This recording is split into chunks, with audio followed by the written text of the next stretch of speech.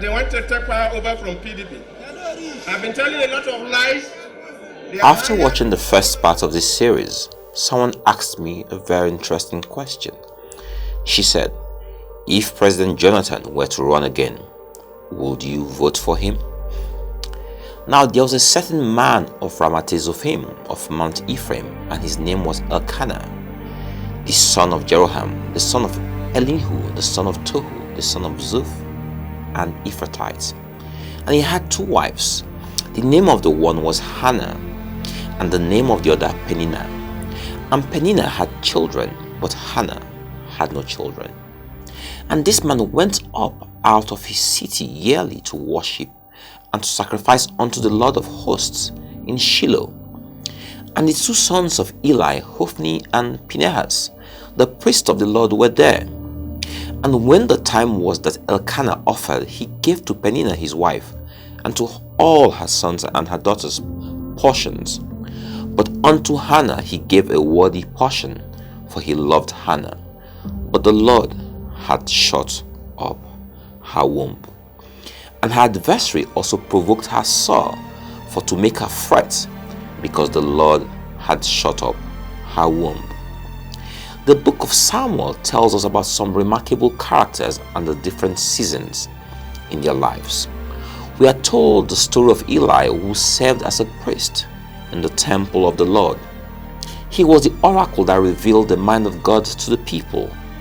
In a season of his life, he received the offerings and sacrifices of the people for their sins. And in another season, God cut him and his bloodline off, because whilst he yet judged the people for their sins against each other, he was unable to judge his sons for their sins against God.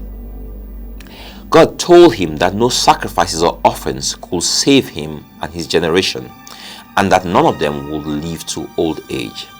The wrath of God was so great on Eli, who had served all his life as a priest in the temple of God. God also told him that as a sign, his two sons will die on the same day. This came to pass. What was the sin of Eli that caused God to punish generations unborn? His sons stole the offerings and sacrifices of the people. We see this happening in many churches today. We then see Hannah, who was barren in one season of her life. The Bible tells us that God shut up her womb, and she was mocked for her inability to have children. She was provoked to go to the temple and pray, and made a covenant with God that if he gave her a male child, she would dedicate him to God and to the service of God. God answered her prayers, and she bore a son called Samuel. Samuel did his internship with Eli and was a priest apprentice in one season, who served Eli, and another season was a priest of God, who the descendants of Eli depended on for food. We are also told of Saul, who became king because the people rejected the judges God had appointed over them and demanded a king. God chose him in one season, and God rejected him in another season.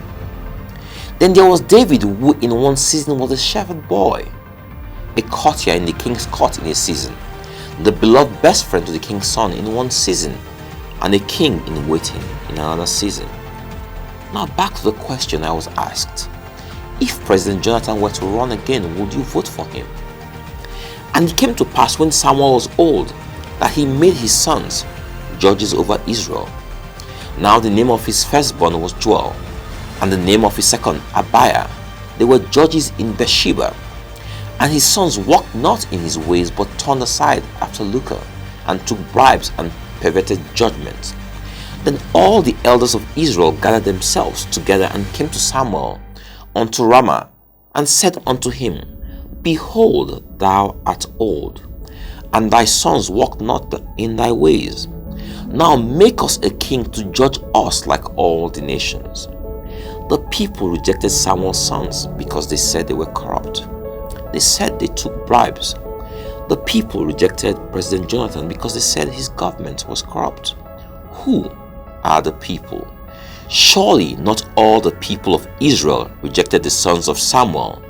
The same way not all Nigerians rejected President Jonathan, but the majority had their way, and hence When I say the people, I mean the majority of the people who rejected Jonathan.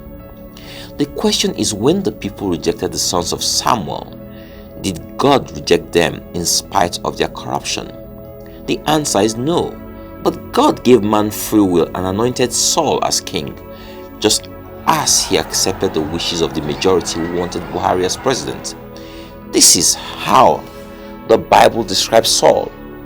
There was a Benjamite, a man of standing, whose name was Kish, son of Abiel, the son of Zerah, the son of Bechorat, the son of Aphia of Benjamin. Kish had a son named Saul, as handsome a young man as could be found anywhere in Israel, and he was a head taller than anyone else. He was said to be a tall, handsome man. God knows the heart of man. He knows that we are more interested in the outward appearance, shine bobo kind of things. Just the same way the outward appearance is what we use to select our partners and spouses, our vocations and places of work, schools for our children, places we choose to worship, etc. They chose Saul because of his looks. God now packaged him well and changed his heart so that he was able to prophesy. What is this that has happened to the son of Kish? Is Saul also among the prophets? A man who lived there answered, "And who is their father?" So it became a saying, "Is Saul also among the prophets?" So Buhari was packaged with social media and mingled with progressives, and the people asked, "Is Buhari now a Democrat?" What is instructive is that God let the people have their way for a season. Ultimately, all power belongs to God, and he gives it to whomsoever he will. Saul's season of reign was David's season of being a fugitive. The same God who shut Hannah's womb made her fruitful.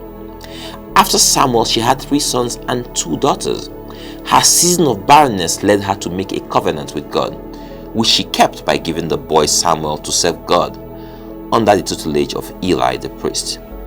David understood the reason for the season, so even though he had the opportunity to take Saul's life, he dared not touch the Lord's anointed.